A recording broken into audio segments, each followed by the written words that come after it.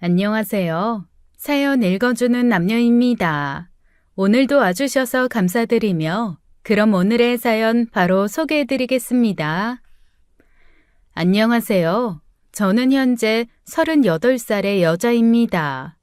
현재 혼자 살고 있어요. 3년 전에 이혼을 했거든요. 저는 이혼을 하면서 세상에 믿을 인간 하나 없다는 말 진짜 절실히 깨달았어요. 여러분, 헌신하면 헌신짝 된다는 말 들어보셨죠? 시가 인간들이 딱 저랬어요. 잘해보겠다는 며느리에게 아주 제대로 엿을 먹이는 인간들이었죠.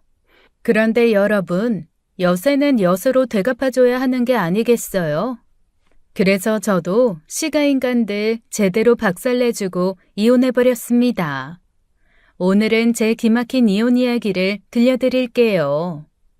저는 32살에 남편과 결혼을 했는데요. 남편은 결혼 전부터 작은 사업을 운영하고 있었어요. 저는 처녀 시절부터 다니던 회사에서 일하는 평범한 회사원이었고요. 결혼 초기에는 모든 게 평화로웠습니다.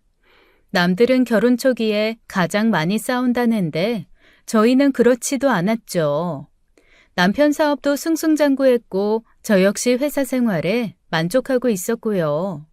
당시에 저는 제가 그려온 미래가 그대로 펼쳐지는 듯 했습니다. 그러나 그 모든 것은 제 착각이었어요. 결혼 3년 차 바로 제 착각이 박살나버리는 사건이 일어났거든요. 남편을 찢어버려도 시원찮을 그 일이요. 그날은 토요일이었어요. 특별한 날도 아니었고 그저 평범한 주말 아침이었죠. 전날 늦게까지 회식을 한 남편은 정오가 넘어서까지 자고 있었고요. 남편은 금요일에 직원들과 회식을 하고 오면 종종 주말에도 늦잠을 자곤 했어요. 그래서 사업하느라 고생하는 남편 푹 자라고 저는 조용조용 밀린 집안일이나 했죠. 문제의 시작은 남편의 서재에서 시작됐습니다. 남편의 서재는 늘 일과 관련된 서류들과 먹다 남은 음료병들, 그리고 한번 물 마시고 쌓아둔 물컵들이 마치 수집되어져 있듯 모여 있었거든요. 더러워 죽겠다. 먹었으면 좀 치우지. 아휴. 워낙 바쁘다면서 주변 정돈을 안 하는 남편이기에 제가 종종 정리해주곤 했습니다. 그날도 평소처럼 서류를 정리하고 서재 청소를 시작했어요. 그런데 남편의 서류 가방을 들어서 옮기던 중 무언가 묵직한 물건이 가방에서 툭 떨어졌습니다. 떨어진 물건이 제 발가락을 찍었는데 순간적으로 겁나 아팠죠. 바로 그 자리에 주저앉아 소리도 못 지르고 아깍거렸어요. 왜 묵음으로 소리 지르는 거 아시죠? 그렇게요. 눈물이 찔끔 날 만큼 아팠거든요. 지금 생각해보면 이 순간이 제 조상님이 저를 구하려고 한 순간이 아닐까 싶어요. 저는 대체 뭐야 싶은 마음으로 남편 가방에서 떨어진 그 물건을 찾아 집어들었습니다. 그것을 확인하는 순간 제 심장이 두근거리기 시작했죠. 그건 바로 낯선 핸드폰이었거든요. 순간 머릿속에 물음표가 그려졌어요. 남편이 사용하는 남편 핸드폰은 제가 잘 알고 있었죠. 그런데 남편 가방에서 나온 핸드폰은 처음 보는 것이었습니다. 왜 남편이 다른 핸드폰을 가지고 있는 거지? 이상한 생각이 들었어요. 순간 어제 회식 자리에서 취한 남편 지인이 실수로 넣은 건가 싶었죠. 하지만 여자들에게는 촉이 있잖아요. 딱 촉이 발동되더라고요. 바로 남편에 대한 의심이 차오르기 시작한 겁니다. 한 번도 그런 적이 없었는데 말이에요. 곧바로 그 핸드폰을 열어봤어요. 당연히 잠금이 걸려 있더라고요. 남편이 평소 핸드폰에 걸어두는 잠금 패턴을 잘 알고 있기에 그 패턴으로 잠금을 풀어보았지만 풀리지 않더군요. 그런데 보니까 얼굴 인식 잠금 해제도 가능하더라고요. 곧바로 남편의 멍청함에 감사를 표하며 바로 남편이 자고 있는 안방으로 달려갔죠. 저는 자고 있는 남편의 얼굴을 이용해 잠금을 풀기로 했어요. 그 순간 손이 떨리더라고요. 남편의 얼굴로 잠금이 바로 풀린다면 남편의 숨겨진 두 번째 핸드폰이 맞다는 거잖아요.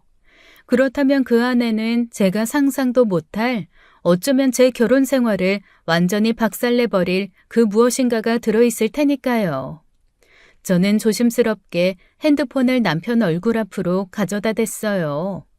남편의 얼굴 인식이 되자 바로 잠금이 풀리더군요. 제 심장이 빠르게 뛰기 시작했죠. 하지만 핸드폰 안을 확인한 순간 제 예상과는 전혀 다른 핸드폰 안속 모습에 당황했습니다. 핸드폰 안에는 정말 아무것도 없더라고요. 마치 핸드폰을 처음 샀을 때 그 모습 그대로였어요. 순간 공기계인가 싶었죠. 긴장이 풀리며 헛웃음이 나오더라고요. 괜히 긴장하면서 핸드폰을 열어봤구나 싶었고요.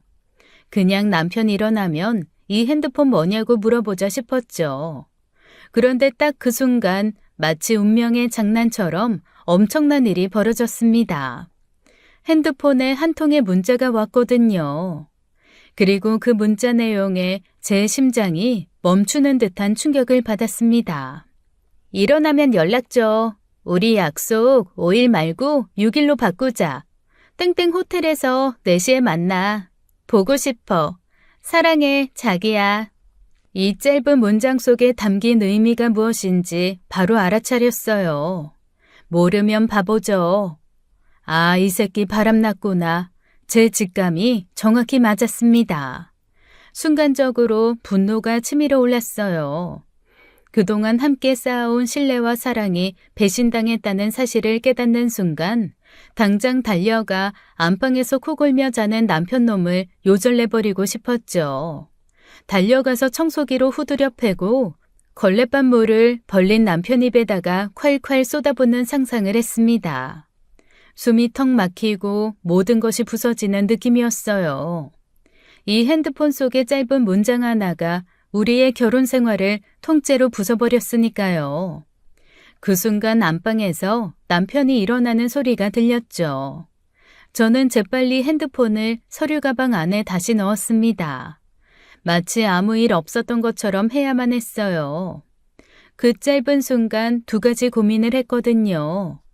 지금 당장 남편을 족칠까, 며칠 참았다가 6일의 남편과 상간녀 두 놈을 쌍으로 조질까.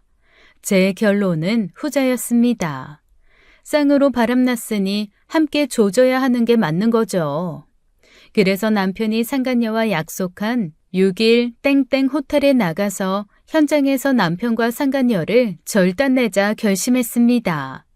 직접 내연녀가 어떻게 생겼는지 마주하고 그년 대가리에 머리털이 하나도 안 남게 다 뽑아버리자 마음먹었죠. 남편은 주방에 가서는 물을 마시더군요. 저는 아무렇지 않은 척 평소처럼 집안일을 마저 하는 척 했습니다. 그런데 제가 생각보다 연기를 못하더라고요. 가슴 속에 끓어오르는 분노를 숨기기 어려웠어요. 남편이 물을 마시고 서재로 들어와 저에게 말을 걸더군요. 내가 너무 오래 잤나? 여보, 나 속이 너무 쓰리다. 해장국 좀 끓여주라. 남편 놈은 자기 두 번째 핸드폰을 제게 들킨 줄도 모르고는 해장국 타령을 하더라고요. 짜증이 솟구치더라고요. 하지만 웃자 스스로 최면을 걸었어요. 최대한 평범하게 행동하자 싶었죠. 그래서 제 모든 인내를 끄집어내서 최대한 착하게 말했어요. 네가 알아서 라면이나 척 끓여 먹어. 제가 말하자 남편은 순간 멈칫했어요. 당신 왜 그래? 입은 웃고 있으면서 말은 왜 그렇게 무섭게 해? 무슨 일 있었어? 왜 화났어? 내가? 나 지금 즐거워. 최대한 아무렇지 않은 척 하기 위해 일부러 웃어 보였죠. 그게 더 어색했나 봐요. 제 억지 웃음에 볼이 부들부들 떨렸거든요. 뭐야? 혼자 청소해서 화난 거야? 알았어. 내가 알아서 차려 먹을게. 남편은 투덜거리며 주방으로 가서 라면을 끓이기 시작했습니다. 라면 봉지를 뜯는 남편 뒷모습을 보며 발차기로 냅다 후려차버리고 싶더라고요. 그래서 서둘러 저는 집을 나왔습니다. 집안에 더 있다가는 참지 못하고 터질 것 같았거든요. 열받은 마음을 어떻게든 가라앉히기 위해 밖으로 나가 걷기 시작했어요. 아파트 단지를 걷다 보니 우연히 동네 친구를 만났어요. 그 친구는 저를 반기며 점심이나 먹자고 하더군요. 그래서 함께 식당에 갔죠. 기분이 뭐 같으니 친구와 밥이라도 먹으며 기분 전환을 하자 싶었습니다. 밥을 먹던 친구가 자신의 지인 이야기를 꺼냈습니다. 내 지인 남편이 요번에 바람 피우다가 딱 걸려서 결국 이혼했대. 그 남편이 또 얼마나 뻔뻔했는지 말도 안 나온다니까. 어떻게 그런 인간이 다 있나 몰라. 그 이야기를 듣는 순간 저는 남편의 비밀 핸드폰이 떠올랐습니다. 마치 그 지인의 남편과 제 남편이 겹쳐 보이는 것 같았어요. 고대 로마에서는 외도를 저지르면 죽여도 합법이었대. 그리고 바빌론에서도 외도한 인간은 강에 던져서 죽였고. 이거 너무 합리적인 법 아니니? 우리나라도 바람 피우는 인간들은 한강에 던져서 수장시키는 법이 있어야 하는데. 우리나라 한강 크잖아.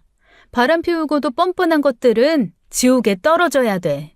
갑자기 급발진한 제 말에 친구는 당황하더군요. 수진아, 별일 없지? 제가 흥분해서 계속 무시무시한 말들을 늘어놓으니 이후 친구는 자기 남편과 약속이 있다며 서둘러 집으로 돌아갔습니다.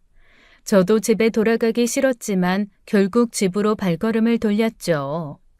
집에 도착하니 남편은 소파에 앉아서는 TV를 보고 웃고 있더군요. 저를 보자마자 저녁을 먹자고 했습니다. 여보, 저녁 먹자. 주말인데 뭐 시켜 먹을까? 평소 같으면 함께 웃으며 메뉴를 골랐겠죠. 하지만 지금은 그런 마음이 들지 않았습니다. 아무것도 먹고 싶지 않았어요. 입맛이 뚝 떨어졌거든요. 겨우 마음을 가다듬고 대답했어요. 난 입맛이 없어. 너 혼자 먹어. 저는 남편에게 퉁명스럽게 말하고는 방에 들어가 버렸어요. 그리고 얼마 후 밖에서 후루룩거리는 소리가 들리더라고요. 남편 놈이 혼자 짬뽕을 시켜서 먹는 소리였죠. 그 모습을 보면서 저는 울분이 치밀어 올랐습니다. 짬뽕을 먹는 남편의 모습이 그렇게 화가 날 수 없더군요. 저를 속이고 다른 여자를 만나면서도 아무렇지 않게 눈앞에서 밥을 먹는 그 뻔뻔한 태도가 견딜 수가 없었습니다. 남편이 후루룩 소리를 내며 짬뽕을 먹을 때마다 제 속에서는 무언가가 부글부글 끓어오르는 것 같았죠. 맛있냐? 맛있어? 맛있다. 자기도 먹지 그랬어. 하나 더 시킬까? 많이 먹어. 많이 먹고 뒤지면 적어도 때깔은 곱다더라. 먹을 수 있을 때 많이 먹어야지. 안 그래? 오늘 왜 그래 대체? 그때 남편의 핸드폰이 울렸습니다. 보니까 시모더라고요. 남편은 전화를 받더니 시모와 몇 마디 나누었습니다. 옆에서 대충 듣자 하니 시모가 내일 시가에 와서 점심과 저녁을 먹고 가라고 한 것 같았죠.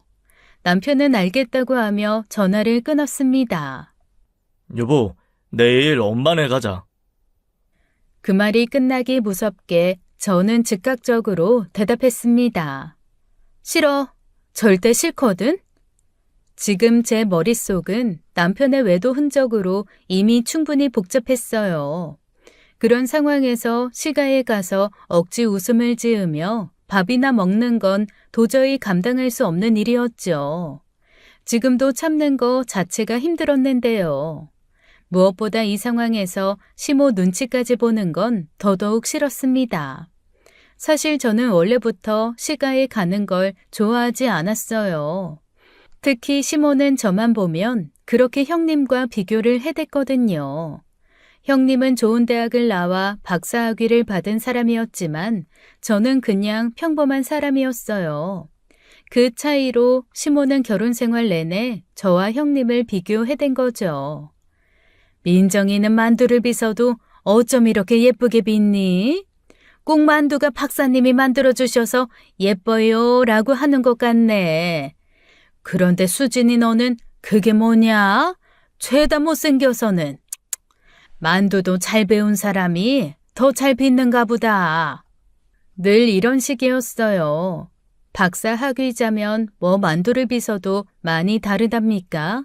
이렇듯 시모는 항상 저와 형님을 비교하며 저를 돌려갔어요. 그때마다 속은 상했지만 억지로 참아왔었죠. 그래서 시가에 가는 것 자체가 저에게는 큰 스트레스였어요. 그런데 이제 남편의 외도까지 알고 있는 지금 제가 참아야 할 이유가 있겠나요? 이 상황에서 시가에 가면 뒤집어 엎을 일만 생길 게 불보듯 뻔했죠. 그럼 어떡해. 엄마한테 이미 간다고 약속했는데. 약속은 지켜야 하는 거야. 그러니까 가자, 응? 오랜만에 엄마 얼굴 보고 좋잖아. 그 말에 결국 참던 화가 치밀어 올랐습니다. 내가 싫다잖아. 싫다고, 싫다고, 싫다고. 대체 몇 번을 말해? 넌 귓구녕이 막혔냐? 약속은 네 맘대로 해놓고는 왜 나한테 지켜라 말아야. 네가 뭔데 내 성스러운 일요일 일정을 일방적으로 결정해? 남편은 갑작스러운 제 반응에 놀란 듯한 표정을 지었습니다. 그 표정이 저를 더 화나게 했죠. 제가 왜 시가에 가기 싫어하는지도 모르고 있다는 사실이 더욱 저를 분노하게 만들었습니다. 가면 내가 밥 다 준비하고 설거지까지 다 해야 하잖아. 안 그래? 너는 그냥 주는 밥 처먹고 누워서 TV나 보겠지. 내가 쉬는 날에 왜 그런 짓을 해야 하는데? 그리고 그렇게 하면 당신 엄마가 나한테 좋은 소리라도 해? 당신 엄마 나한테 좋은 소리 한 번도 안 하잖아. 그런데 내가 총 맞았냐? 거기를 가게? 그동안 쌓였던 불만을 한꺼번에 쏟아냈습니다. 남편은 제가 이렇게까지 화를 낼 줄 몰랐는지 멍한 표정으로 저를 쳐다보더군요. 남편은 그제야 뭔가를 눈치챘는지 애교를 부리기 시작했어요.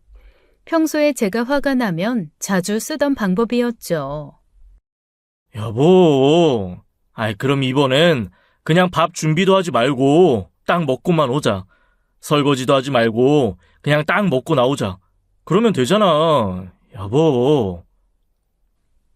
하지만 남편의 저 애교가 제 분노에 기름을 부은 격이었어요. 남편이 웃으며 애교를 부릴 때마다 진심으로 남편 죽방을 쳐버리고 싶더군요.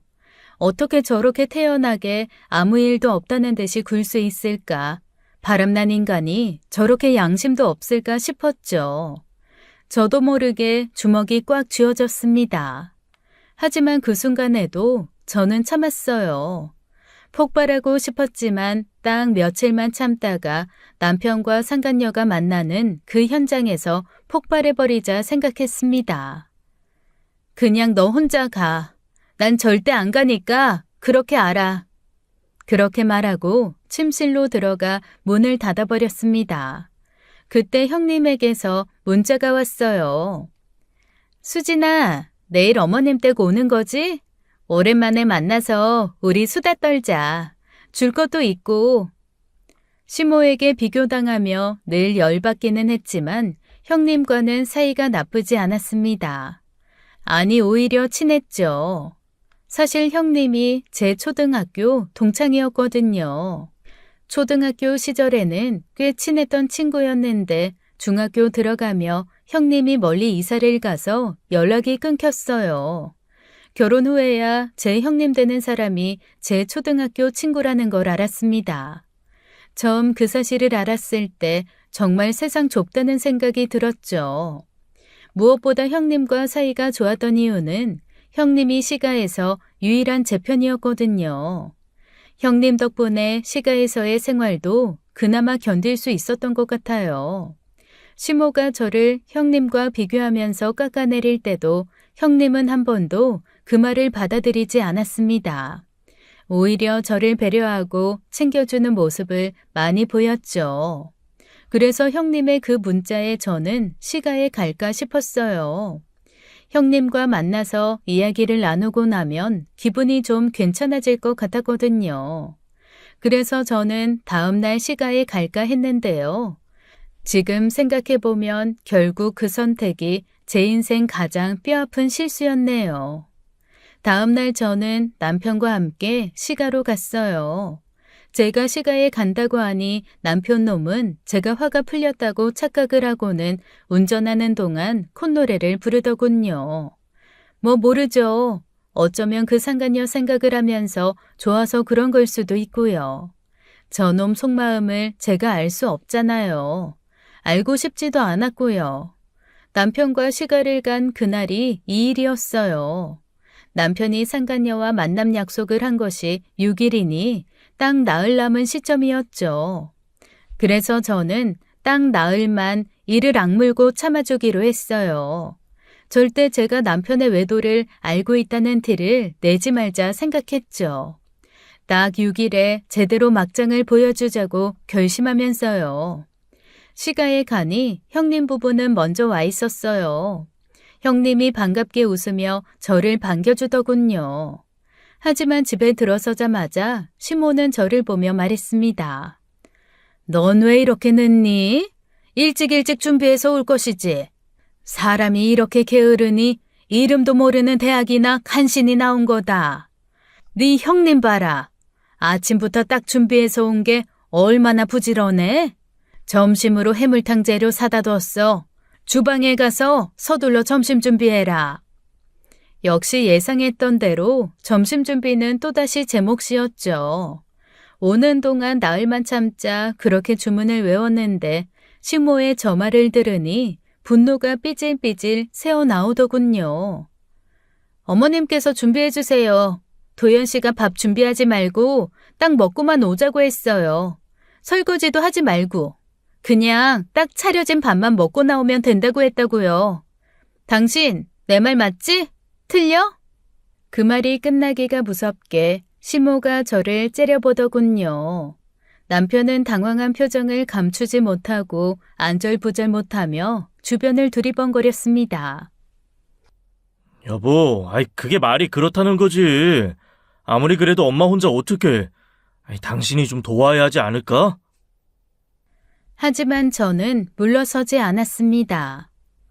어제 분명 나한테 그렇게 하라며 거짓말한 거야? 적당히 거짓말해서 일단 가자고 한 거야? 내가 속아서 가면 어떻게든 되겠지 하고? 그만 못해? 얘 지금 뭐라고 하는 거니? 거참, 내가 치매가 왔나 헛것이 들리네. 이게 어디서 오자마자 시애미 앞에서 지 남편을 잡으려고 들어? 그럼 누가 점심 준비를 하라는 거야? 늙은 내가 하라는 거냐? 그건 저도 모르겠고요. 도연 씨가 그러라고 해서 저는 그러는 거예요. 하실 말씀 있으시면 어머님 아들하고 말하세요. 제 말에 시모는 더 화가 났는지 얼굴까지 붉어지며 목소리를 높이더군요. 네 남편이 그러라고 했다고 정말 그렇게 해도 된다고 생각한 거냐? 네 머리는 뭐 장식이니? 이게 지금 생각이라는 게 있는 거야 없는 거야? 그 순간 형님이 다급하게 달려와 저를 감싸듯이 주방으로 데리고 갔습니다. 어머님, 제가 동서하고 점심 준비 잘할게요. 걱정 마시고 들어가 계세요. 동서, 왜 그래? 무슨 일 있어? 어머님이 그냥 하시는 말이지 뭐. 걱정 마. 내가 다 준비할 테니까 동서는 그냥 앉아만 있어. 아주 내가 살다 별소리를 다 듣는다. 아니 너 이리 와봐라. 생각할수록 화딱지가 나네. 넌 오자마자 한다는 소리가. 어머님 왜 그러세요? 오늘 동서가 몸이 안 좋아서 그런가 봐요. 제가 잘 이야기해둘게요. 어머님 들어가서 쉬세요. 그러면서 형님은 시모를 방 안으로 들여보내더군요. 사실 저도 오자마자 시모와 다투고 싶지 않았습니다. 그저 남편의 외도와 이 시가의 분위기 속에서 지쳤기에 참아왔던 분노가 저도 모르게 폭발한 거죠. 형님은 그걸 알기라도 하듯 저를 위로하며 말을 이어갔습니다. 동서, 괜히 어머님 잔소리 들어서 뭐해. 그러지 말고 그냥 우리끼리 주방에서 수다나 떨면서 점심 준비하자. 내가 다 할게. 우리 동서님은 하는 척만 하고 옆에 앉아 있어. 형님이 이렇게 저를 챙겨주니 마음이 조금은 풀렸습니다. 제가 시가에서 겪는 모든 스트레스를 유일하게 이해해주는 사람이 형님이었거든요. 고마워요, 형님. 내가 오늘 몸이 안 좋아서 오늘 좀 예민하네. 친구 좋다는 게 뭐겠니? 앉아서 좀 쉬고 있어. 시모의 까다로운 성격에도 불구하고 형님 덕분에 저는 그나마 시댁에 올 수 있었어요. 주방에서 저희는 해물탕을 준비하며 이런저런 이야기를 나눴습니다. 그런데 그 사이 남편 놈은 거실에서 아주버님, 시아버지와 함께 아무 일도 없었다는 듯이 TV를 보며 웃고 있더군요. 어제 분명히 이번엔 밥도 하지 말고 그냥 먹기만 하고 오자고 약속해놓고 지금은 아무렇지도 않게 TV를 보며 웃고 있는 남편을 보니 짜증이 났습니다. 시모는 씩씩거리며 안방으로 들어가서는 이내 전화를 걸어 친구와 수다를 떨기 시작했어요. 뭐 수다 내용이야 뻔했죠. 제 험담이었습니다. 친구에게 너는 박사 며느리들만 들이라고 하더군요. 그 목소리가 주방까지 들려왔어요. 남편이 상간녀와 만남을 약속한 6일이 당시 나흘 남은 상태라고 아까 말씀드렸잖아요. 그래서 저는 딱 나흘만 참자고 도닦는 심정으로 마음을 다잡았습니다. 그 뒤에는 어차피 형님을 제외한 시가 사람들은 다시 볼 사람도 아니니까요. 그 생각을 하고 있다 보니 저도 모르게 정신이 반쯤 나가 있었나 봐요. 형님이 해물탕을 준비하는 동안 저는 멍 때리고 앉아 있었던 거죠. 그 모습을 본 시모가 갑자기 제 등짝을 때리며 소리쳤습니다. 대체 뭐 하는 거야? 네 형님이 해물탕 준비 다 하고 있는데 넌 구경만 하냐? 첫째가 얼마나 비싼 고급 인재인 줄 알아?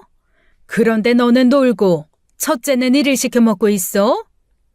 그 순간 저도 폭발해버리고 말았습니다. 그렇게 참자 했는데 저도 모르게 폭발한 거죠. 손에 들고 있던 새우가 담긴 스텐통을 내던져 버렸어요. 와장창 소리와 함께 떨어진 새우가 거실 바닥에까지 나뒹굴었죠. 집안은 순식간에 정적이 감돌았어요. 모두가 놀라서 저를 쳐다봤습니다. 제사상도 내가 다 차렸고 무슨 행사 있다고 하면 내가 매번 연차 써서 달려와서는 내가 준비 다 했어요. 박사 며느리는 아니라지만 나도 최선을 다했다고요. 그런데 왜 날 못 잡아먹어서 안달이세요? 내가 대체 그동안 못한 게 뭔데? 제 목소리가 울리자 거실에 있던 남자들이 모두 주방으로 달려왔습니다. 아이, 당신은 왜 계속 쓸데없는 말로 애 기분을 잡쳐나? 그래도 집안에 무슨 일이 있다고 하면 바로 달려와 주는 게 둘째인데, 왜 애를 그렇게 못살게 굴어? 오랜만에 가족끼리 모인 자리에서 왜 자꾸 싸움을 만드냐고? 평소 조용하던 제가 냄비까지 집어던지며 소리를 지르자 시모도 당황을 하더군요. 아니, 그게 아니라 저것이 가만히 놀면서 지 형님한테만 일을 시키니. 어머님, 오해세요. 그게 아니라 동서가 몸이 안 좋아 보여서 제가 쉬고 있으라고 했어요. 그러면서 형님이 재빨리 저를 주방으로 데리고 나가 작은 방으로 데리고 가더군요. 형님은 걱정스러운 눈빛으로 저를 보며 물었습니다. 동서, 무슨 일 있어? 안색도 안 좋고 정말 어디 많이 아파? 하지만 저는 차마 대답하지 못했습니다. 밖에서 시가 식구들이 서 있었거든요. 지금 남편의 외도를 터뜨리기엔 너무 재미가 없죠. 형님은 한숨을 쉬며 말했어요. 알겠어. 무슨 일이 있으면 나중에 이야기하자. 일단 쉬어. 그 말을 남기고 형님은 방을 나갔습니다. 방 안에 남겨진 저는 조용히 앉아 있었지만 거실에서 들려오는 소리들이 귀에 쏙쏙 들어왔죠. 형님이 저를 대신해 변호해주고 있었어요. 동서가 몸이 안 좋아서 그렇대요. 오늘은 그냥 쉬게 해주세요. 너무 큰일 아니니까요. 시모는 그 말에 여전히 궁시렁대며 저에 대해 불평을 했지만 시부가 다시 한번 시모를 꾸짖는 소리가 들렸습니다. 그만하래도 애가 몸이 안 좋다고 하잖아. 그리고 당신이 그동안 오죽했으면 제가 그러겠어. 오늘은 그냥 넘어가. 그리고 다음부터는 당신도 좀 적당히 해. 역시 괜히 이 상황에 시가에 왔다 싶었어요. 참을 수 있을 줄 알았는데 사실 참는다는 것 자체가 말이 안 되는 거였죠. 이미 몸도 마음도 지쳐 있었기 때문에 더 이상 버틸 힘도 없었어요. 그래서 저는 몸이 너무 안 좋다는 핑계로 일찍 집에 간다고 했습니다. 남편은 저를 붙잡으며 말리더군요. 여보, 밥만 먹고 가자. 그리고 엄마한테 사과도 하고. 당신이 이렇게 그냥 가면 내 입장이 뭐가 돼?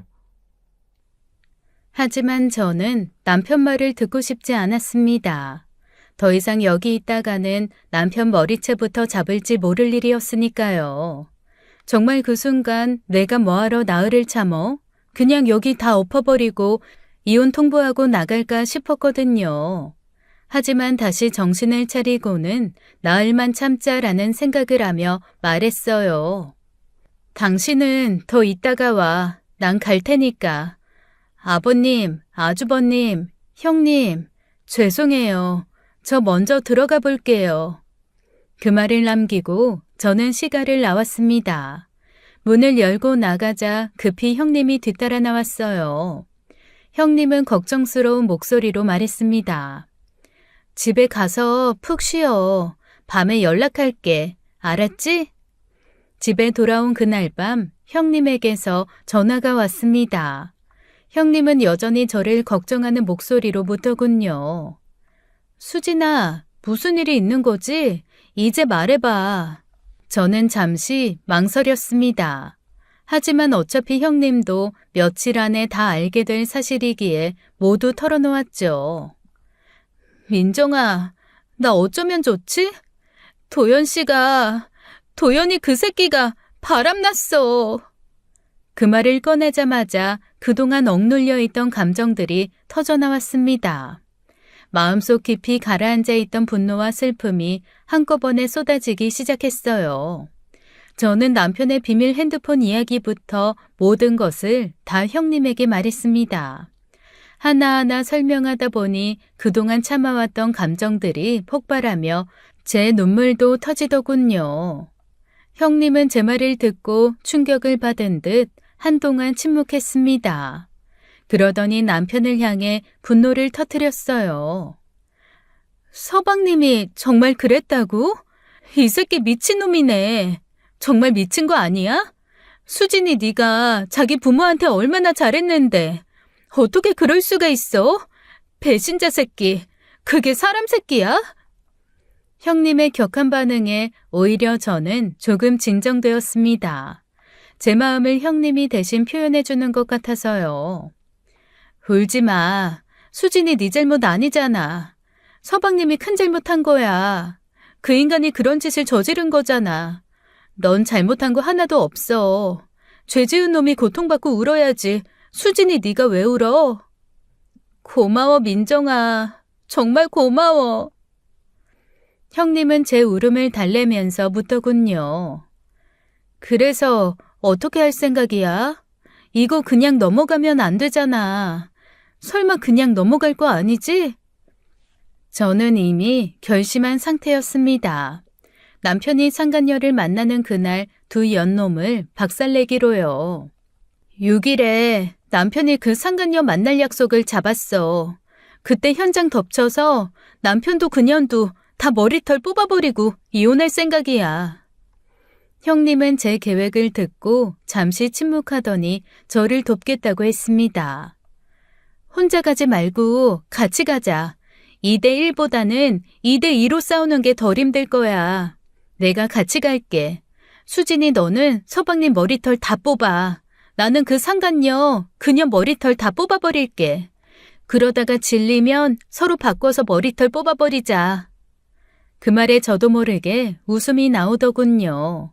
마음이 한결 놓였습니다. 사실 혼자 그 자리에 간다는 사실이 조금 부담되었던 것도 사실이었죠.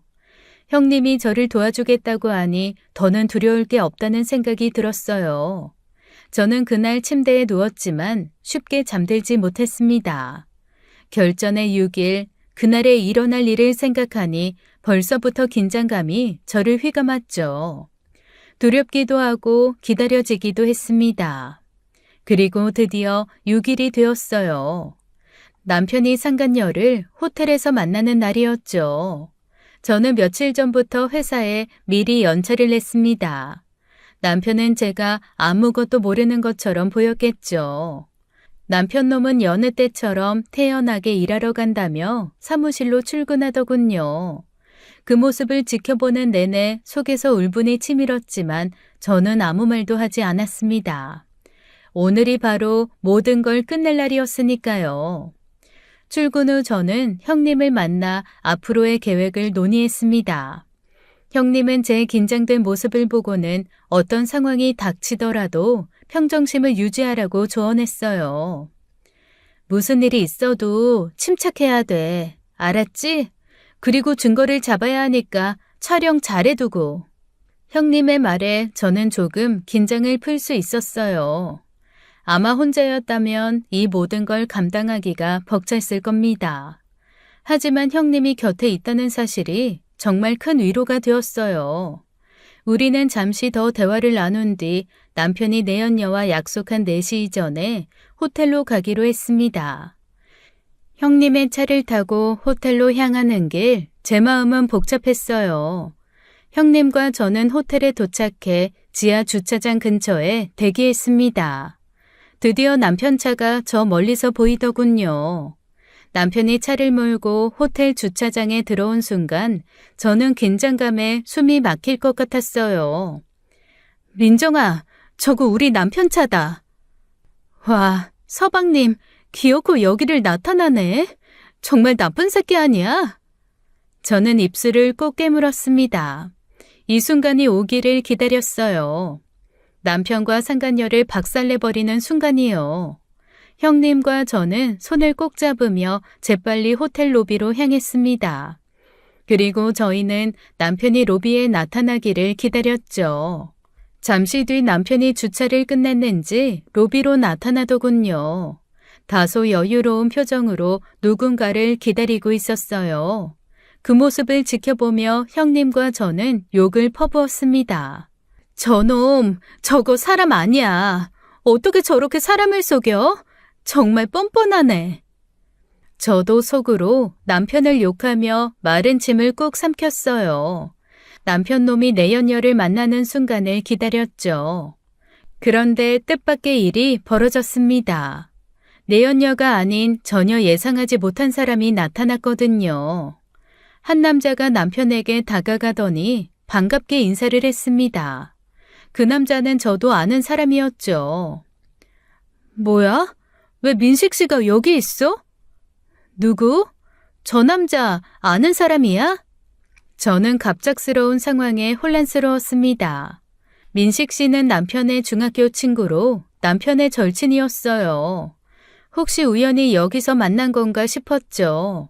하지만 남편과 민식 씨는 서로 인사를 나누더니 곧 어딘가로 함께 자리를 떠나려 했습니다. 이대로라면 남편을 놓치게 되는 순간이었죠. 그 순간 저는 더 이상 참지 못하고 다급하게 남편에게 달려갔습니다. 당신, 일하러 간다고 했으면서 왜 여기 있는 거야? 왜 지금 이 시간에 호텔에 있냐고. 저를 발견한 남편은 놀란 표정으로 저를 바라보았습니다. 당신이야말로 오늘 여기 웬일이야? 일 안 갔어? 형수님. 재수 씨, 오랜만이네요. 여기서 다 뵙네요. 옆에 분은 친구분? 아니야, 우리 형수님이야. 그런데 당신하고 형수님이 여기에는 왜? 당신부터 말하라고. 일한다더니 호텔에는 왜 있는 거야? 나 오늘 민식이랑 사우나 가기로 했었지. 그냥 잠깐 쉬려고 온 거야. 그 말을 듣는 순간 이게 무슨 상황인지 도무지 이해되지 않았어요.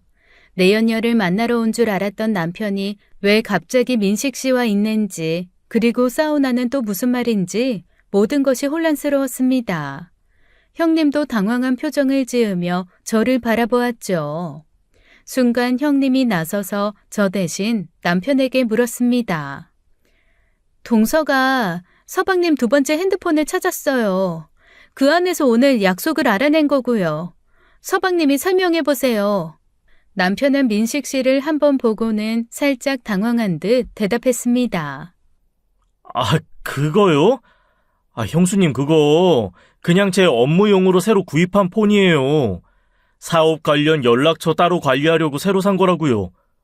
그런데 형수님이 그 폰을 어떻게 아세요? 그 말을 듣고 저는 고개를 저었습니다. 분명 그 핸드폰에서 보았던 그 문자는 사업 관련 문자가 아니었잖아요. 웃기지 마. 사업용이라고? 그럼 그 문자는 뭔데? 보고 싶어. 사랑해라고 적힌 그 문자는 뭐냐고. 제 질문에 남편이 당황할 줄 알았습니다. 그런데 오히려 옆에 있던 민식 씨가 미안하다는 얼굴로 입을 열더군요. 미안해요, 재수씨. 그거 사실은 제가 장난친 거예요. 도연이 이놈이 새 핸드폰 구입했다고 해서 제가 그냥 장난삼아 게시해준 건데, 정말 미안해요. 사랑해 어쩌고 적은 거 제가 장난친 건데, 일이 이렇게 커질 줄 정말 몰랐네요. 야, 도연아, 미안하다. 내가 괜히 심한 장난쳐서 재수씨가 많이 오해하셨나 보다. 뭐야? 그래서 그동안 그렇게 화가 나 있었던 거야? 진짜야. 전날에 핸드폰 개통했다고 번호 알려주니까 민식이 이놈이 장난친 거야. 야, 너는 뭐 그딴 장난을 치냐? 너 때문에 내가 바람이나 피우는 쓰레기 됐잖아, 이놈아. 진짜 미안하다. 내가 할 말이 없네. 재수씨, 정말 죄송합니다. 그 순간 저도 당황한 채 부끄러워지더군요. 쥐구멍이라도 있다면 숨고 싶었어요. 그동안 제가 큰 오해를 했다고 생각하니 얼굴이 뜨거워졌어요. 며칠 전 시가에 가서 깽판 친 것도 떠올라 더 부끄럽더군요. 암담했어요. 너무 민망한 기분에 저는 그 자리에서 도망치듯 나왔습니다. 그럼 사우나나 다녀와. 나 갈게. 저는 형님과 함께 급하게 그 자리를 떠났습니다. 멀리서 남편 친구 민식 씨가 제 뒷모습에 죄송하다고 소리치더군요. 저는 고개를 숙이고 급하게 뛰듯 호텔을 나갔습니다. 차를 타고 돌아오는 길에 형님이 저를 위로했어요. 충분히 오해할 만했어. 아무리 친구라지만 어떻게 저딴 장난을 치니? 저 남자도 참 한심하다. 저러면 당연히 우리는 오해할 수밖에 없지. 하여간 남자들은 애나 어른이나 다들 철이 없다. 철이 없어. 혹시 남편이 남자를 좋아하는 건 아니겠지? 제 말을 들은 형님은 박장대소했습니다. 미안해 수진아. 간만에 너무 크게 웃었네. 설마 그럴 리가 있냐? 그런 쓸데없는 걱정은 이제 그만해. 형님의 웃음소리에 저도 같이 웃었지만 속으로는 여전히 뭔가 떨치지 못한 의심이 남았습니다. 형님은 잠시 생각하더니 진지한 목소리로 제게 말을 하더군요. 아직도 서방님 의심되는 거지?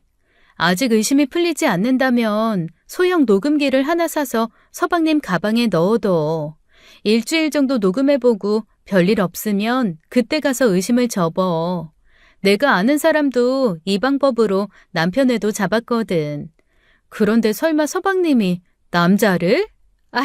야, 말도 안 된다. 저도 모르게 그 방법을 한번 써보고 싶다는 생각이 들었습니다.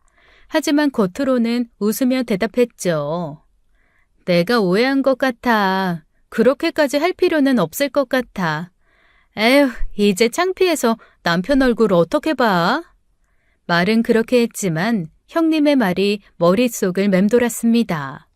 제가 고민에 빠진 듯 하자 형님은 더 나아가 흥신소까지 쓰자고 제안하더군요. 아니면 차라리 흥신소에 맡겨봐. 전문가들이잖아. 우리보다 확실하게 캐낼 수 있지 않을까? 저는 그 말에 당황하며 형님을 말렸습니다. 그렇게까지는 하지 말자. 그건 너무 심하잖아. 나 그냥 이제 접을래. 내가 오해한 거지 뭐. 하지만 집에 돌아와서도 저는 계속 소형 녹음기를 살지 말지 고민했습니다. 정말 남편을 이렇게까지 의심해야 하는 걸까? 내가 너무 예민하게 구는 건 아닌지 스스로에게 물어보았어요. 이게 그 의부증인가 싶기도 했고요. 그러나 마음속 깊은 곳에서는 여전히 불안함이 가라앉지 않았습니다. 결국 저는 결심했어요. 소형 녹음기를 구입해 남편의 가방에 몰래 넣어두기로요. 형님이 말한 대로 일주일 정도 녹음해보고 그 기간 동안 아무 문제가 없으면 그때 가서 의심을 완전히 접자라고 생각했죠. 그렇게 해야만 이 찜찜한 마음이 사라질 것 같았으니까요. 며칠 뒤 저는 인터넷으로 소형 녹음기를 구입했습니다. 녹음기는 동전 크기만 했고 남편이 전혀 눈치채지 못할 정도로 작았어요. 그걸 보고 내가 이 짓까지 하는 게 옳은가 싶었죠.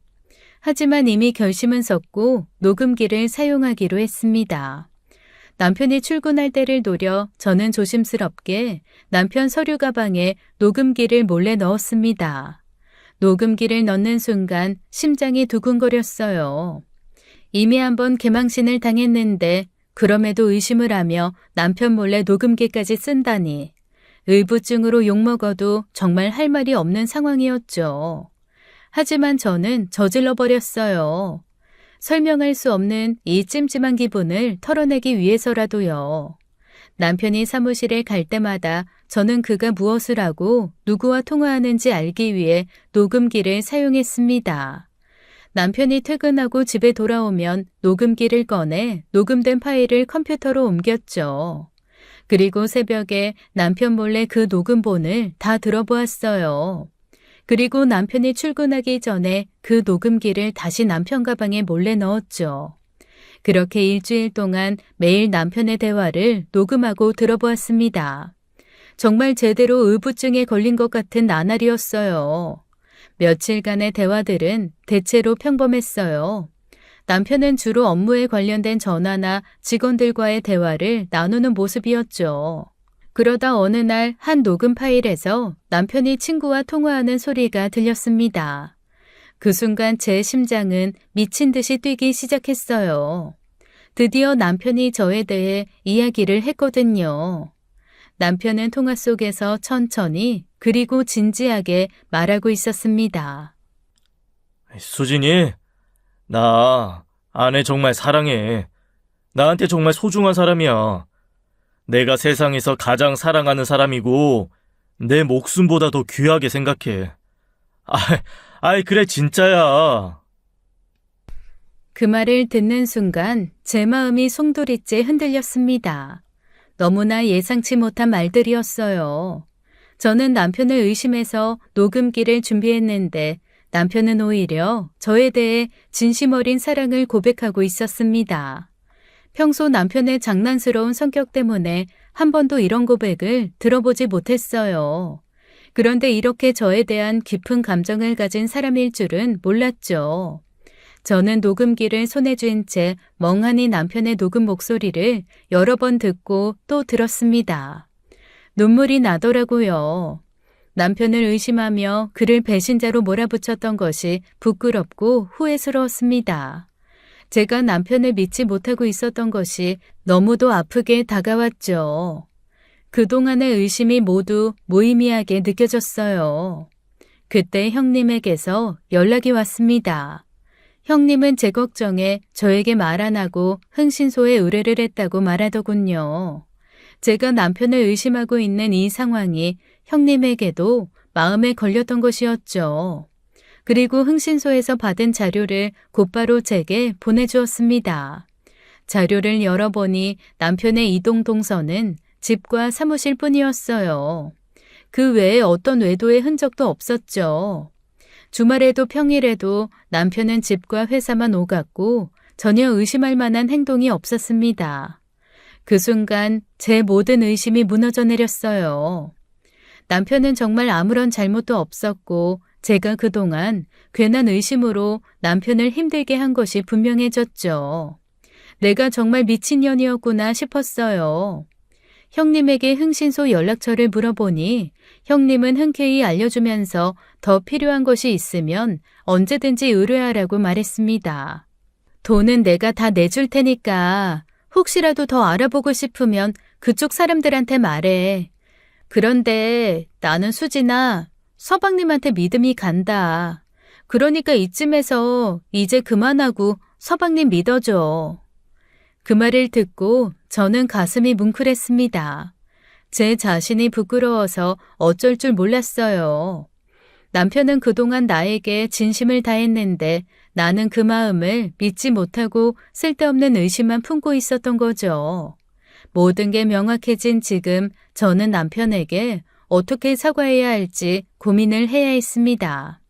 하지만 다음날 제게 한 통의 전화가 왔어요. 제 남동생 전화였습니다.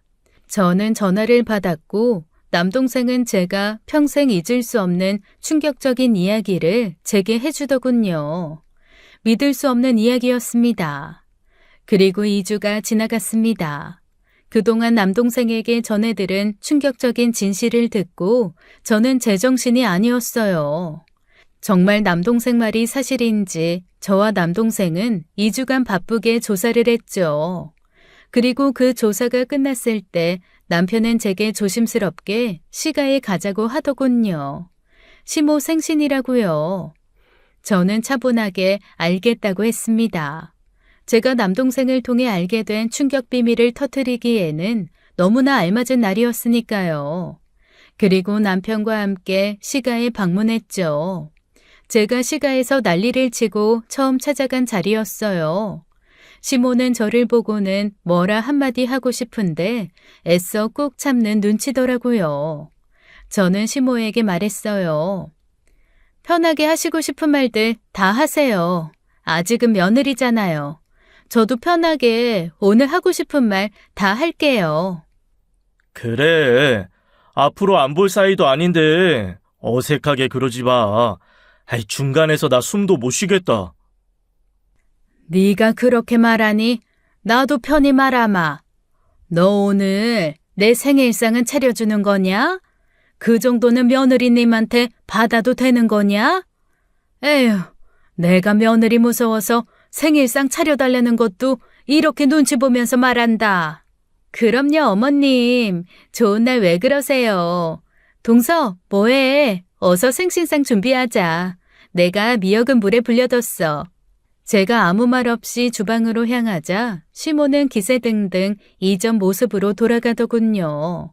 그리고는 역시나 다시 한번 형님 자랑을 시작했습니다. 얼마 전 형님이 육아휴직을 마치고 대기업에 복직했거든요. 그 이야기부터 시작하더군요. 네 형님은 복직하고 나서 바로 승진한다더라. 역시 박사 출신은 다르지. 근데 넌 대체 뭐 하고 있는 거야? 밖에서 잘 나가지 못하면 애라도 낳아야 하는 거 아니냐? 대체 너는 언제쯤 이 시애미한테 손주를 안겨줄 거야? 나 죽기 전에는 볼 수 있는 거냐? 아줌마 죽기 전에는 못 보니까 이제 기대도 하지 마요. 뭐야? 아줌마? 너 지금 또 내 속 뒤집어 엎으려고 그러냐? 이 순간 저는 이제 터뜨려야 할 때다 생각했어요. 모든 진실을 이 자리에서 밝혀야 했습니다. 저는 주방에 있는 미역을 손으로 잡아 그대로 주방 바닥에 던져버렸습니다. 아줌마, 그렇게 형님이 좋아? 그렇게 죽고 못 살겠으면 평생 형님이랑 살아.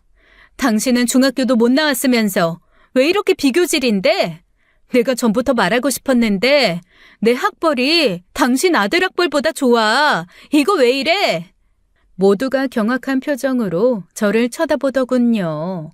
시아버지와 남편이 제 행동에 당황하며 소리쳤습니다.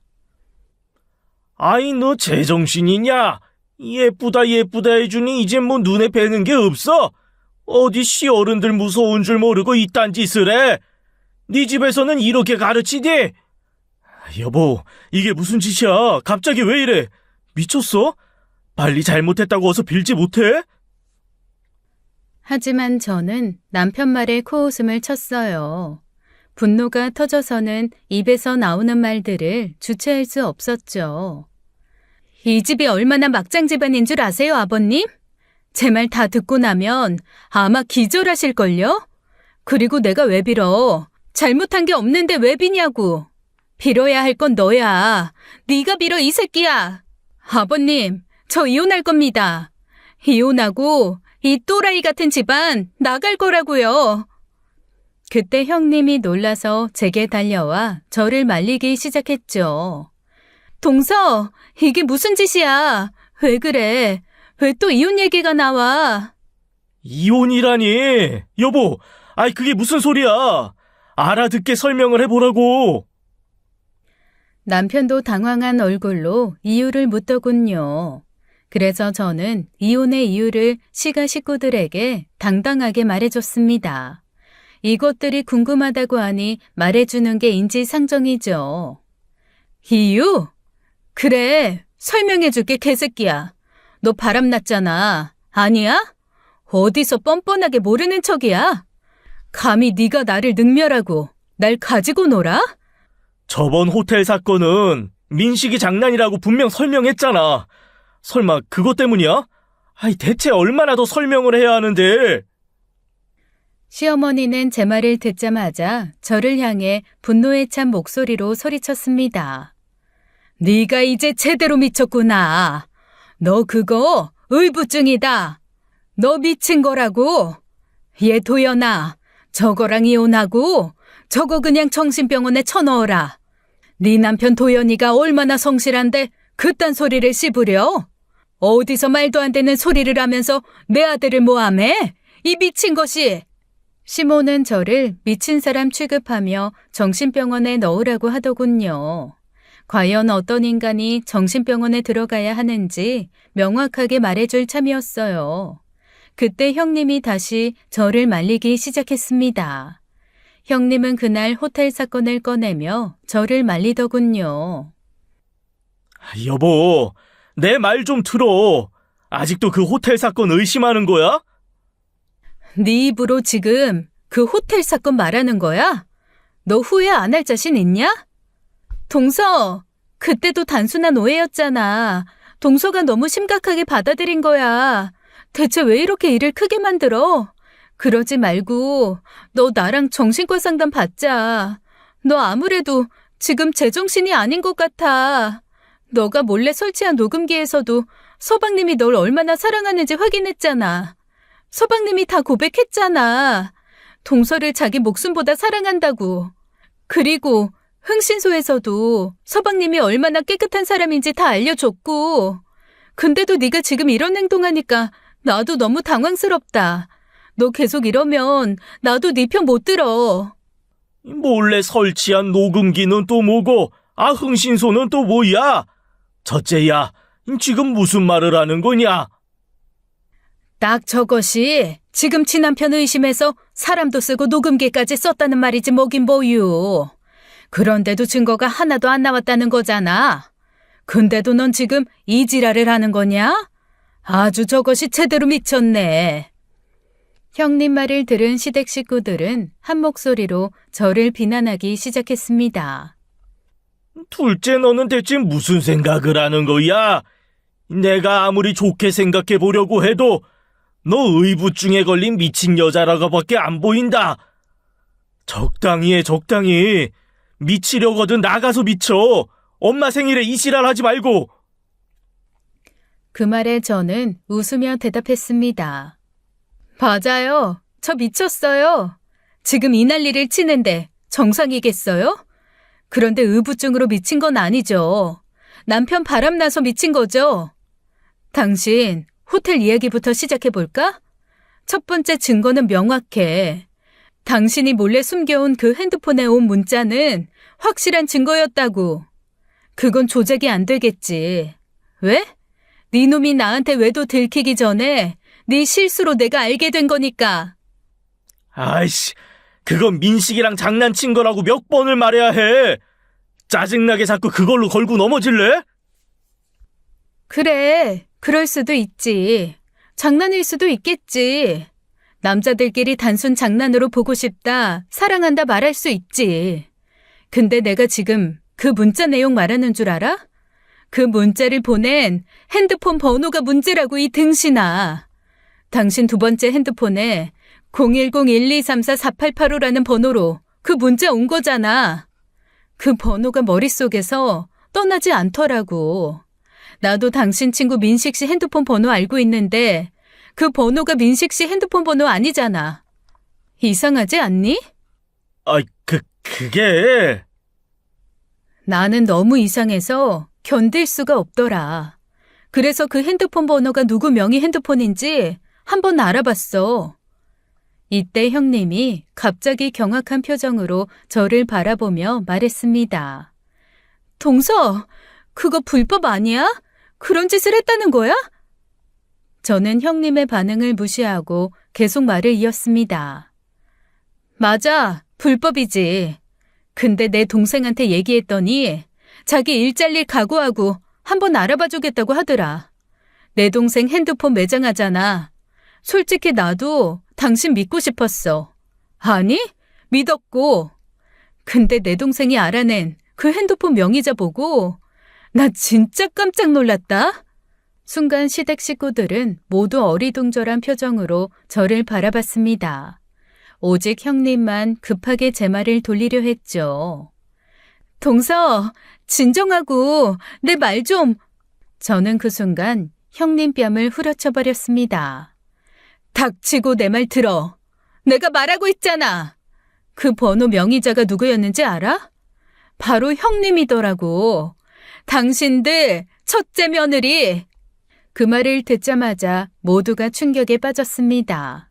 거실에 있던 공기가 차갑게 가라앉았고 모든 이들의 시선이 형님에게 쏠렸습니다. 아주버님은 곧바로 형님을 추궁했어요. 지금 재수 씨가 무슨 말을 하는 거야? 뭐? 당신 핸드폰이라니? 당신 내가 모르는 핸드폰이 또 있는 거야? 그걸로 내 동생 도연이한테 사랑한다고, 보고 싶다고 문자를 보냈다고? 그게 어떻게 된 거야? 형님은 완전히 당황한 표정으로 급히 발뺌했습니다. 아니야, 그럴 리 없어. 나 그런 핸드폰 없어. 지금 동서가 미쳐서 저러는 거라고. 그래. 어머님 말씀대로 빨리 정신병원에 보내야 돼. 동서 제대로 미쳤다고. 급기야 형님은 저를 미친 사람 취급하며 자신의 잘못을 계속해서 부정했습니다. 미친 건 너희들이지. 내 남편이랑 형님이랑 바람이 난 거였어. 이 정도면 진짜 제대로 콩가루 집안 아니니? 그날 내 남편이 호텔에서 만나기로 한 상간녀. 그년이 바로 형님 너였다고. 네가 뭘 보고 그런 말을 하는 거야? 증거라도 있어? 남편과 형님은 당황한 얼굴로 서로를 바라보며 눈빛을 주고받았습니다. 남편은 뭔가 변명하려는 듯 입을 열었지만 저는 그것들에게 기회를 주지 않았어요. 병신같이 형님을 믿은 내가 당신이 호텔에서 상간녀 만나기로 했다고.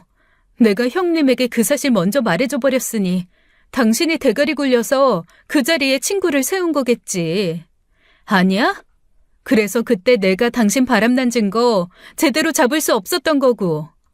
그리고 나서 형님이 당신한테 다 말해줬겠지. 내가 당신 가방에 몰래 녹음기 설치한 것도. 그러니 당신이 날 사랑한다고 그딴 개소리하면서 연기할 수 있었던 거고. 그리고 저는 가방에서 봉투를 꺼내 들었습니다. 봉투 안에는 수많은 사진들이 들어있었죠. 내 동생한테 부탁했어. 형님 일거수일투족 미행해보라고. 정말 어이없는 사진이 찍혔더라고.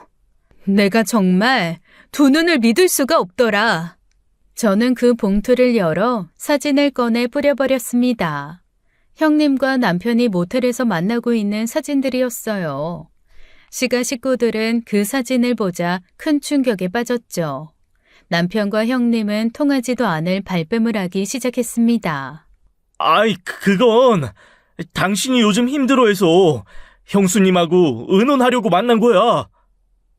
형님도 남편을 따라 말했습니다. 맞아. 동서 미쳤어?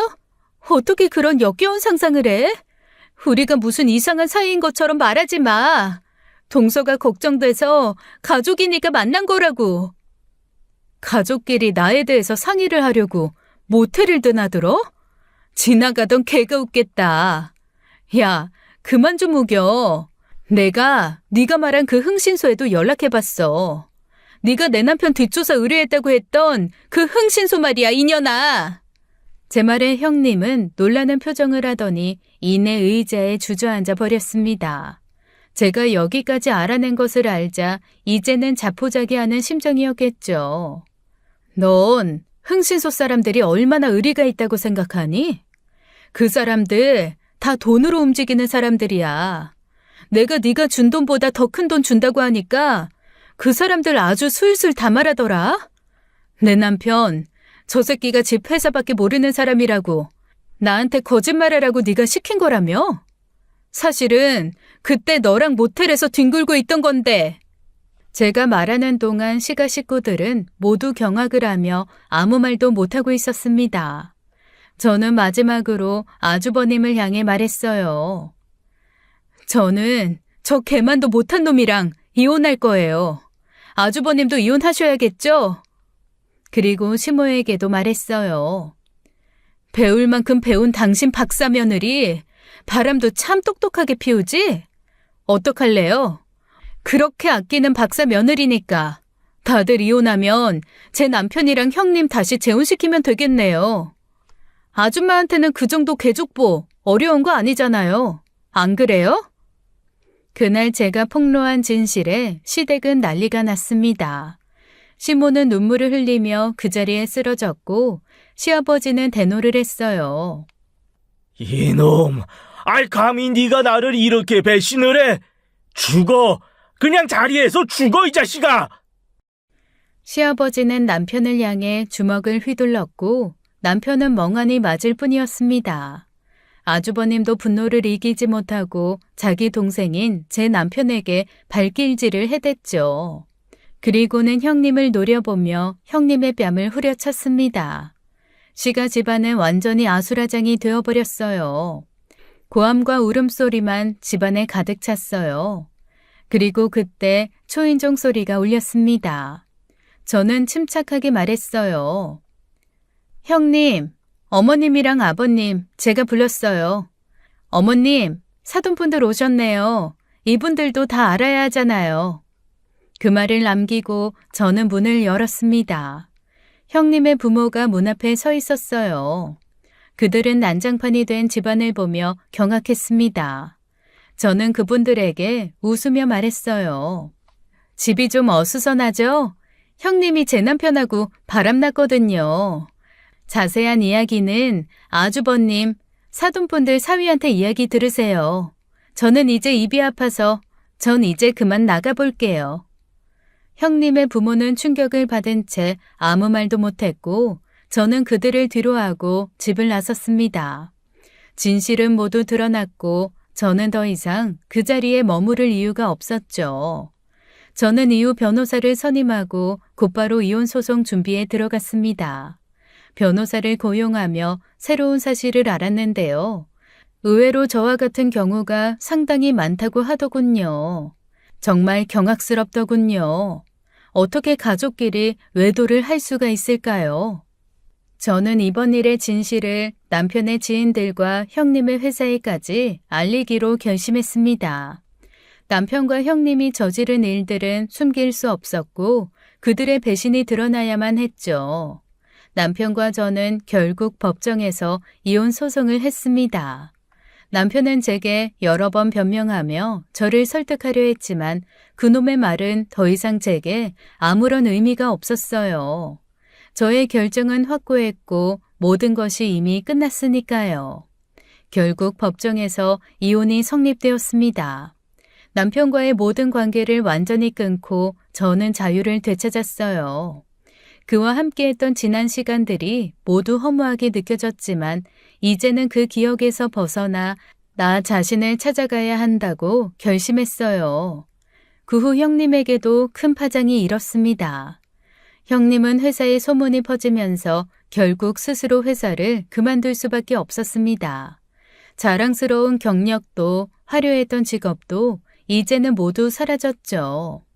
이후 아주버님과 형님도 결국 이혼했습니다. 아주버님은 형님의 배신을 받아들일 수 없었고 그들 역시 더 이상 함께할 수 없었어요.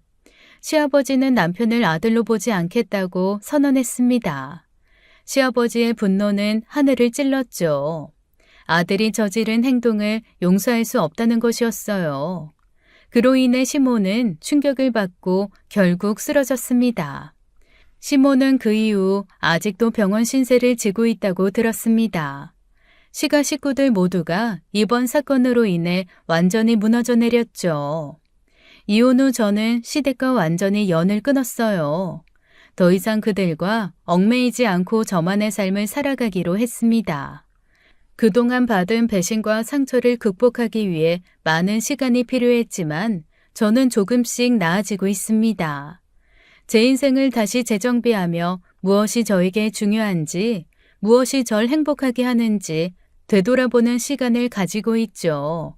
이제는 오로지 저를 위한 삶을 살아가기로 했습니다. 지금까지 사연 읽어주는 남녀였습니다.